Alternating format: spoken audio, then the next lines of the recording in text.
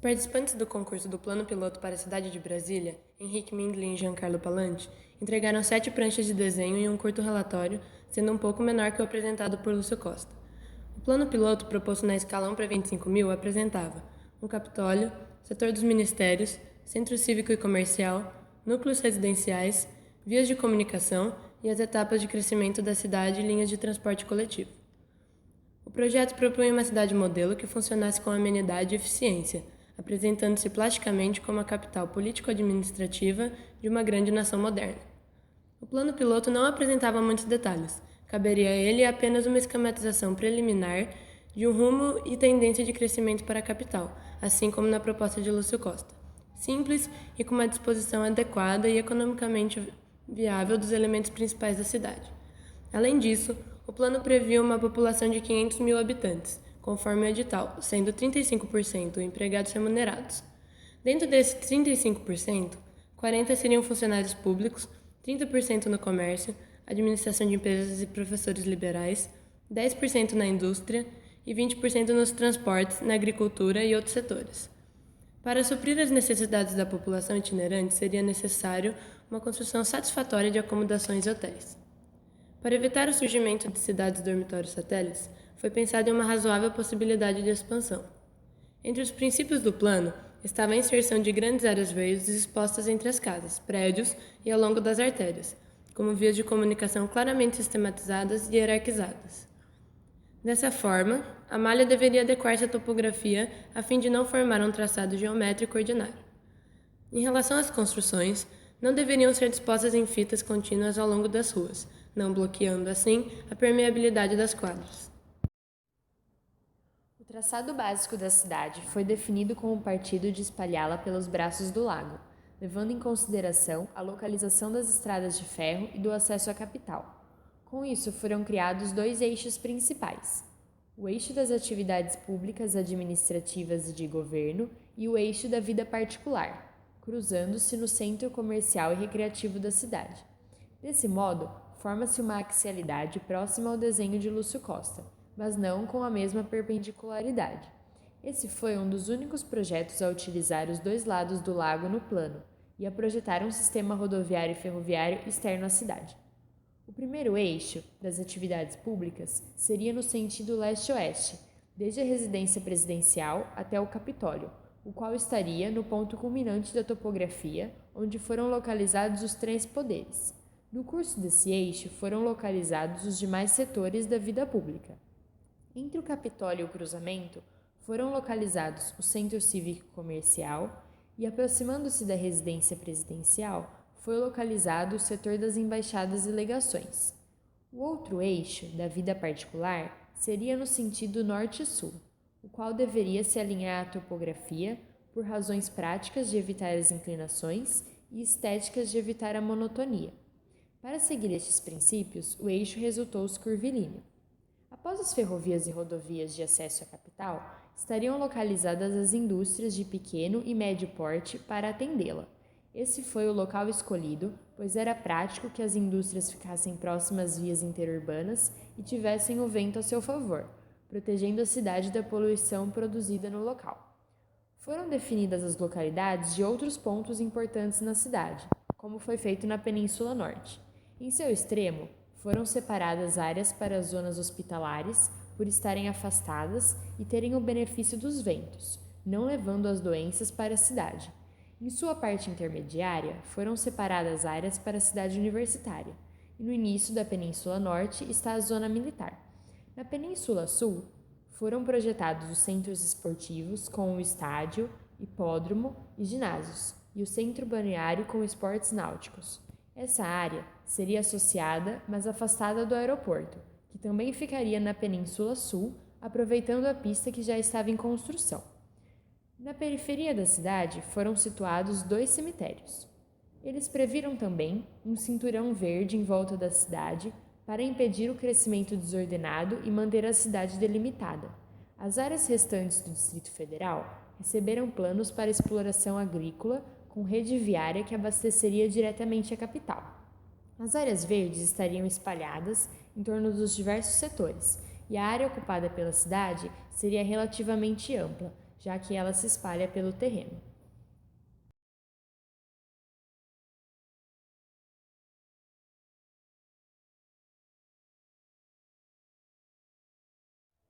O Capitólio foi concebido no ponto mais alto da cidade e representaria um único conjunto simbólico das mais altas autoridades da nação, segundo Palante. Estaria no eixo leste-oeste, que seria para festividades, desfiles e passeatas, fechando-o, uma vez que suas pistas chegariam até o centro da grande praça do Capitólio, destinada também para reuniões ou manifestações coletivas. Na grande praça do Capitólio estariam também o Poder Executivo, o Legislativo e o Judiciário. O Executivo ocuparia a posição central, devido à sua maior importância, e os outros dois estariam um em cada lateral. Os ministérios estariam dispostos dos dois lados do eixo, contíguos ao Capitólio, de forma a facilitar seu acesso. O gabarito deles seria alto e seriam integrados em grupos em uma sequência de praças. O centro cívico e comercial foi colocado na parte central da cidade para garantir aos habitantes a facilidade de acesso. Junto a ele está integrado o Mercado Central, o qual está localizado do outro lado do prolongamento do eixo leste-oeste secundário, onde este, mudando de direção, encontra-se o eixo leste-oeste principal. O centro cívico e comercial foi concebido não somente para atender às necessidades da cidade no geral, como também para atender às funções político-administrativas que a cidade teria, além de ser um atrativo para a população itinerante, que abre demandas como hotéis, restaurantes e lojas.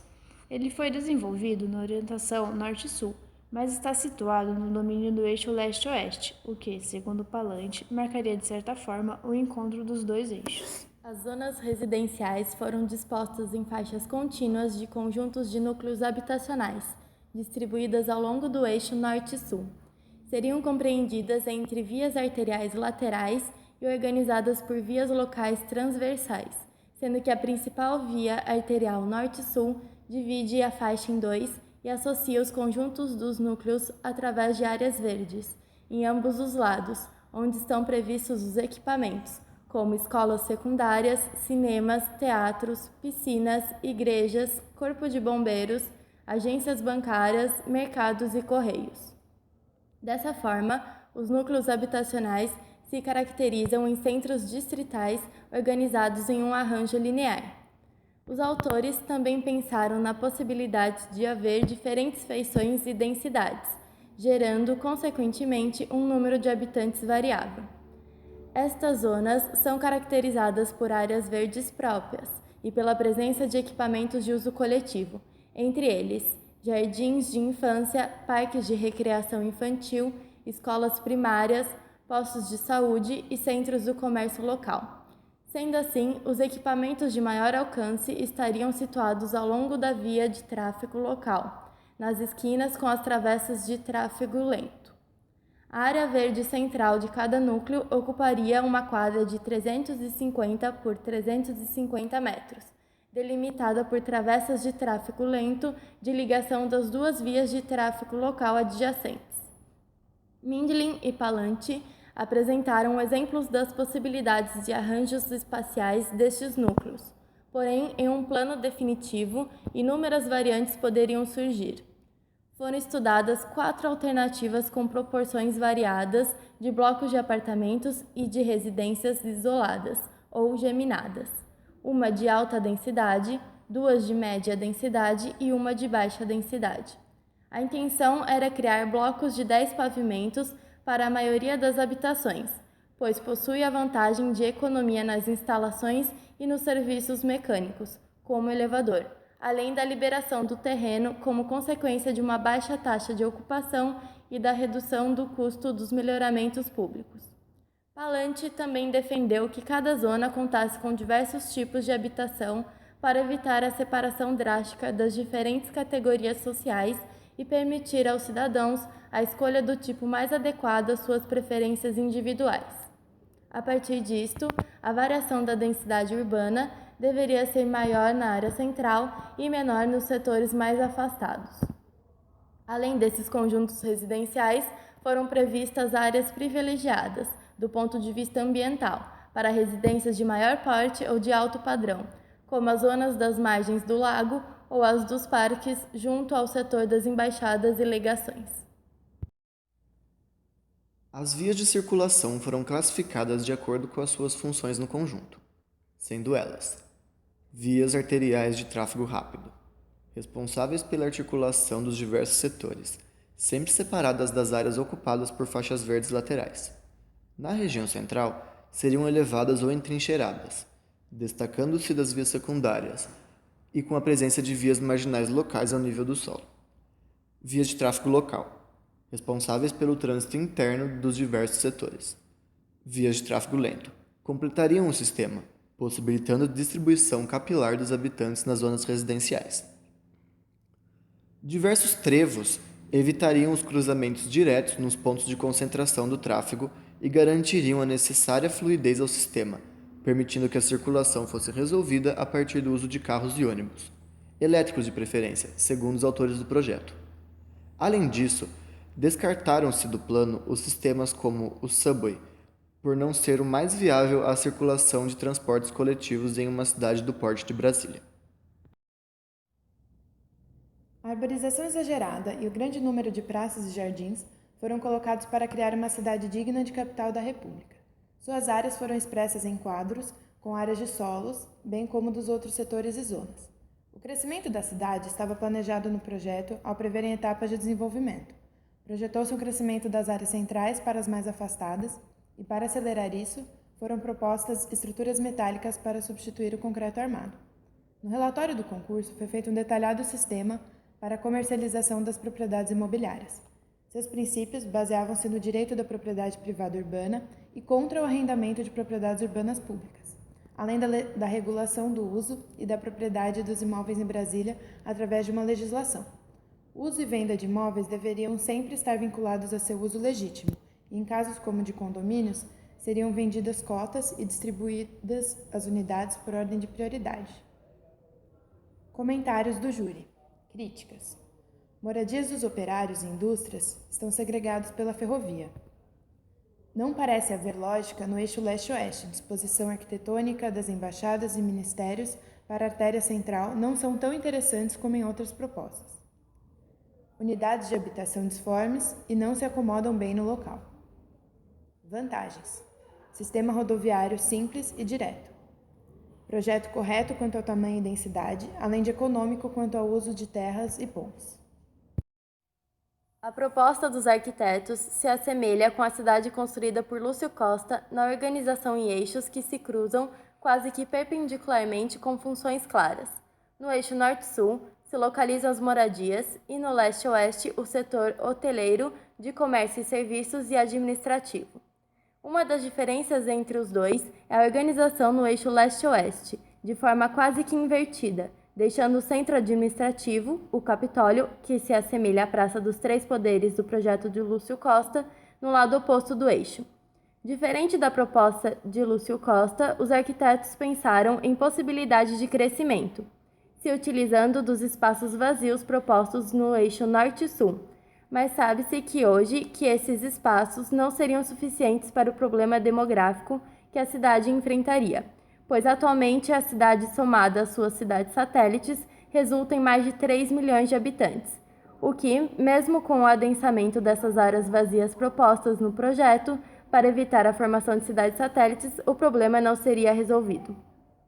Assim como a maioria das propostas para Brasília, o projeto teve grande influência da Carta de Atenas. Portanto, defende uma cidade funcional, setorizada, aerada e que tenha como meio de transporte principal o automóvel. Hoje em dia, com a Brasília de Lúcio Costa construída, temos condições de ter uma análise mais concreta dos problemas que a cidade proposta enfrentaria, como os problemas com o transporte, pelo uso automobilístico indiscriminado no projeto e a setorização exagerada, o que causa trânsito para os centros comerciais, especulação urbana e estratificação social. Pode-se observar também que nenhum dos planos apresentados utilizavam o lago como meio de transporte. Por Giancarlo Palanti ser italiano, ele busca em sua proposta trazer um pouco do urbanismo romano na colocação dos três poderes, executivo, legislativo e judiciário, em destaque no ponto mais alto da topografia, na figura de um Capitólio, que seria um ponto focal da cidade, privilegiando o poder da visibilidade. O Capitólio se diferencia do centro cívico, a Praça dos Três Poderes de Lúcio Costa, em sua organização espacial, sendo o centro cívico parte de um pensamento ocidental de uma cidade polihierárquica como Brasília atual, e o Capitólio partindo-se de uma monumentalidade que se distancia e destaca da cidade, rebaixando sua escala, isto é, a partir dele você vê a cidade. A localização do Capitólio seria onde está hoje a Torre de TV.